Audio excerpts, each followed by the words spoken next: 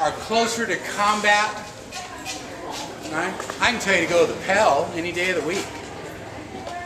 Is the Pell an opponent? No. If you're not noticing that, that's no. How long are their fights? It takes a while. We've now gone from checkers to chess. All right? Movement is opportunity, and they realize that, but they also realize that it's true on the other side. How fast, how quick. But when you're coming to training, and all of a sudden there are 6 targets, and this is something that I've learned over the years in training people, even some of the knights I've trained, when they first come out and I start to move things around and targets are opening and closing, at first they're thinking about what's going on. So they won't pick any of them. And what I'm trying to get them to do is I'm trying to get them to move that hand as the targets are opening. I don't want you to necessarily be standing there for 6 seconds with that target open. But if you come towards me and that leg starts to move forward, I'm just as likely to step forward and meet the back of your leg with my blade. Right? I'm not going to kill you. I don't need to kill you. I can wound you and then go after you. A lot of people, they're standing there, and unless it's a kill, they won't shoot. Right? Unless there's something really obvious, I'm not going to shoot. The way I train people is I want you triggering on targets that are popping open. Because I want you to get to them. Even if you are slightly out of range, I want you to take that opportunity to learn how to move with the shield in position. Because at first, all I ask them to do is move the shield as a target is open. You'd be surprised how many people don't do that. Right? Again, they're looking at combat. I'm looking at a drill. We are training. It's absolute. You don't even have a helmet on when we start doing this. There's nothing on you that tells you you're in a combat situation, except your brain. I mean, I'm in combat. No, you're training. No. Fighting. No, you're not. Okay? And a lot of times that clarity is hard to get at first, even with advanced students that are good fighters. Right? And so things start to move around and they're saying, well, there's all these targets, and it's like, just pick one. Right? Go after it. Where is the high percentage target? Is the shield moving down, up, left, right? What's open? Legs, body, shoulders. Right? The way we stand as a fighter, there's L's, there's V's, and all of those those are really good shot trappers for us. If we aim into one of those, we know we've got a sidewall and a platform. It catches stuff pretty darn nice. Right? A lot of people aren't looking at those shots though. They're looking at the head, they're looking at both sides of the helmet, and they're looking at legs. Right? Trying to throw an offside reverse wrap to the helmet is not something that even enters their brain. They don't even know it's possible. Not going to happen. Thrusts.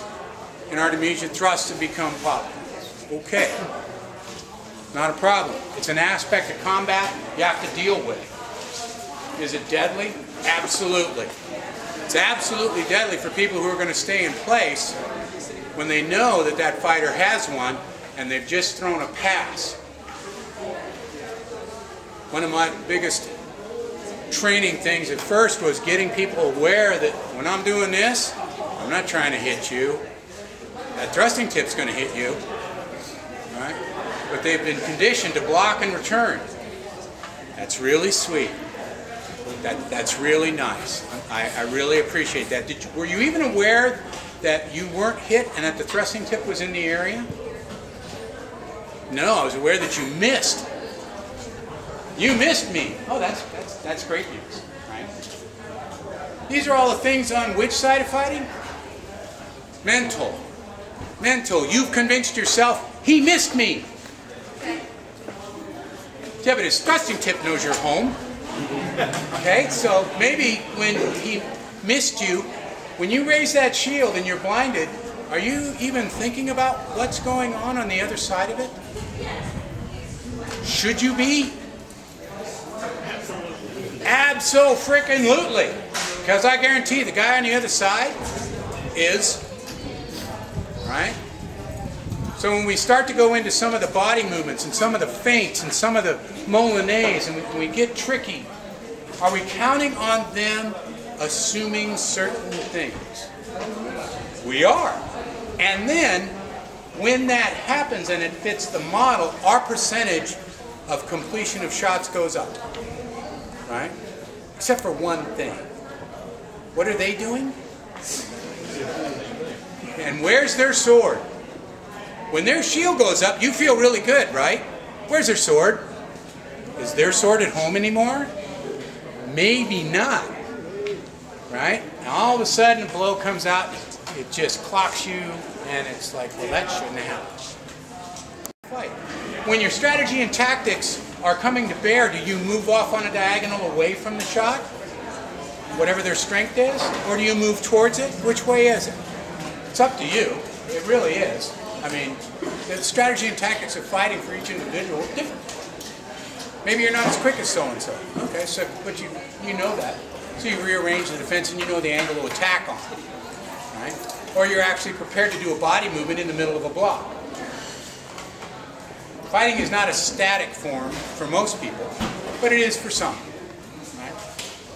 You get up against the top 2%, are they just standing there? No, probably not. How well can they do the 5-on-5? Guaranteed it's ingrained. Right? Where are they on the chart? Well, you already know. How well can they do offense and defense? How good a trainer are they? You don't know. You won't know till you ask. Some of them are not willing to train. I have no problem with that. They've determined they're not good at it. They don't have time for it. So when we start talking about these drills, though, drills take time. Time to get you to understand them. From the time I start with you, maybe 2 to 3 weeks. Some have taken as long as a month and a half. You just can't quite get it. Block as you strike. Strike as you block. That makes you do what? Both of these have to move. Okay? Started out very slowly. You're not even wearing a helmet. The idea is I'm going to move. Block as you strike means you're going to go to strike, but you have to block right after that. So as soon as you move this, I'm moving mine, so you have to move your shield. Right? Very disconcerting at first for most people. Then it's the other way around. I'm going to move first, so you have to block and shoot. But I want them to be almost instantaneous. And in the beginning form, sometimes it's even hard to get that to go off.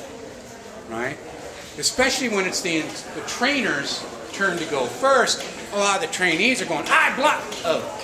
Wait, I was supposed to move the stick thingy. I block! I didn't move the stick thingy again. A lot of times when it's their turn to go first, the stick moves, the board thingy, no. So then you start to speed up, and you're starting to get into armor. You're still standing in range. What you'll see is, what I do is, I go ahead and I say, extend your sword. I move into where it's hitting my helmet. They know they're in range. Number 1 is gone.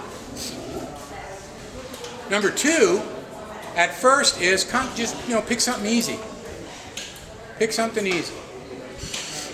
And then they get comfortable with the idea that they can, standing still, move both things at the same time.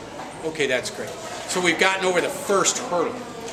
Because they can't stand there and think about moving both of them at the same time. So we've got them sort of rolling into a reaction as well. They're moving both, and maybe the shots aren't quite as snappy.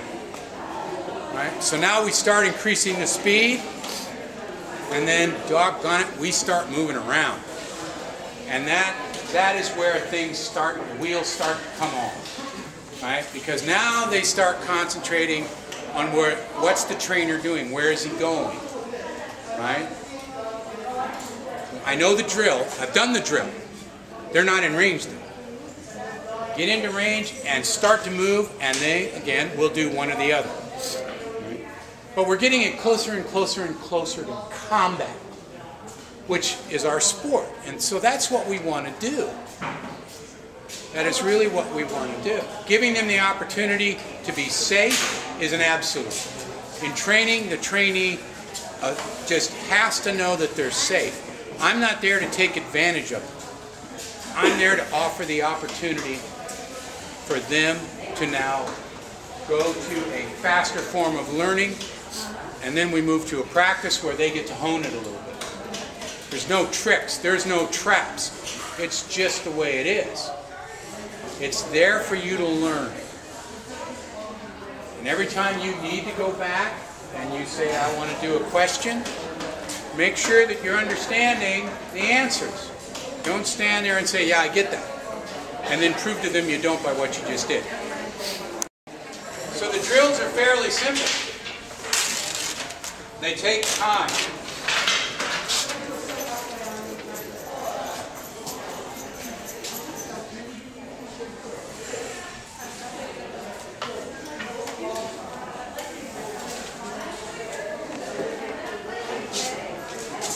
Typical fight. You start out of range.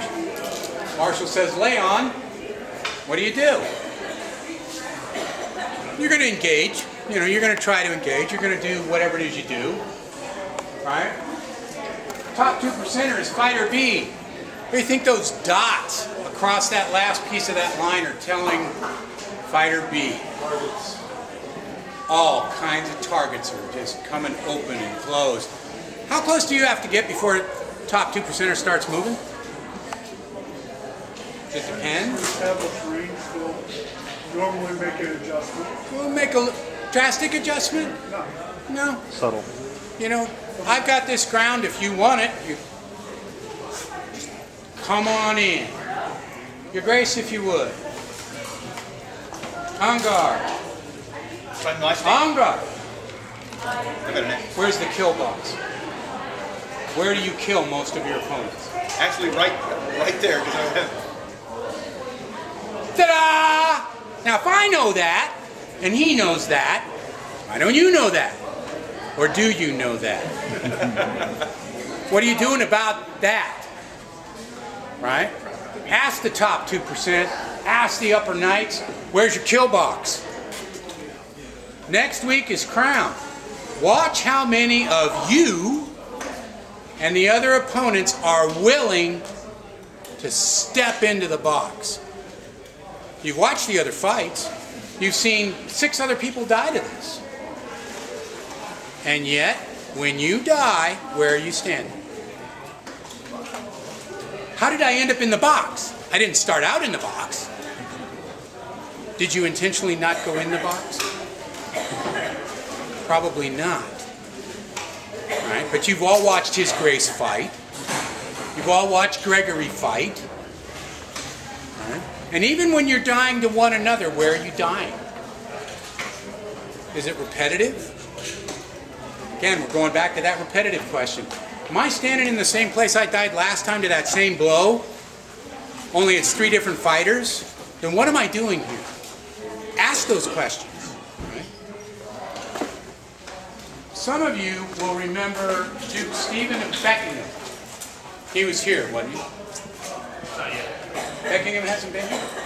Not yet. Oh, where is he? He's in the big room. Now, he never came down here. Not yet. Oh, wow, okay. I'll tell you a story. He was my first trainee when I decided that my niche was going to be training. He was already knighted, and we'd been training about 1.5 years. And remember Duke Radnor I was telling you about? Yeah, Duke Radnor had a kill box too. So I was talking to His Excellency and saying, all right, you have to fight Radnor. What are you not going to do? I'm not going to go in that box. I love the idea. Okay, so really fast. He's 7 inches taller than Beckingham, right? Steve goes out there and he's doing crescents off to the sides. And Radnor can't get him. And about halfway through the fight, Radnor stopped, looked at me and grinned. And I went, oh no. Oh no. And sure enough, His Grace did this move and stepped back over and put Beck right in the box. right? Killed him right there.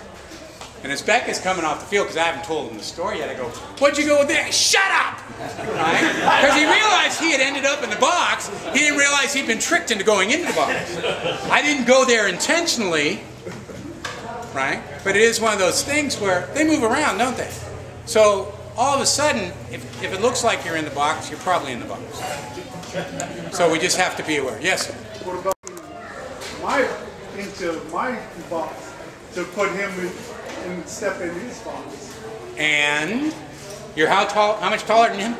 Well, he uses a longer stick than I do, so. Ah! Oh, he's a tricky old coot as well. I thought he was fighting with a dagger. He's got like a 40-inch broadsword. Wait a minute, that's not pure. Oh wait, that don't count. Okay, so the question is, you have a kill box. Really? Do you need him to stand in a box, or you just need him to get into range? I need to get into range. All right. So once you've got him into range, what do? Hopefully put him in the ground. And when that doesn't happen, what else is going on? He's trying to put me in the ground. And that's our sport, right? But the idea is that how many of you have actually walked up to somebody and you keep dying in the same spot? And the higher the skill level, you've noticed that I'm still dying in the same thing, but I didn't do the same thing. I was trying to do something else. I was trying to do something. What were they doing? Something else. They were waiting for you to stand in the box. Right? It's like, whack. Okay. It was the same as last time, except it took longer. But you're right. Each of us has to be capable of doing 5 on each side. But when we're talking about the idea, if you know, we're talking about that kill box because we've experienced it. How come you keep dying in it? Can you move both of these at the same time? Do you have strategies and tactics to approach His grace? Right? Are you just walking in? What are you doing? Right? How successful is it? If it's not successful, why would you do it again? How long are you in the box? Guaranteed, if you walk up and volunteer to stand there in it, things are probably not going to go your way. If you're traversing it, all right. Backwards, forward, sideways, left, right. What are you doing? Are you throwing? Are you not throwing? Are you throwing combinations to make His grace busy? Are you taking advantage of the offense and the defense? Right? Because He has to be in range to strike you. You have to be in range to strike Him. When you're traversing those ranges, opportunities are lost. Right? So all of a sudden you're doing passes and you're trying to figure it out. Trick is that can you really stand toe-to-toe, not literally toe-to-toe, but in a mid-range and be competent with both hands? Okay. Do you feel that you can do that or not? If you're not, then we need to go back to the training and the practice.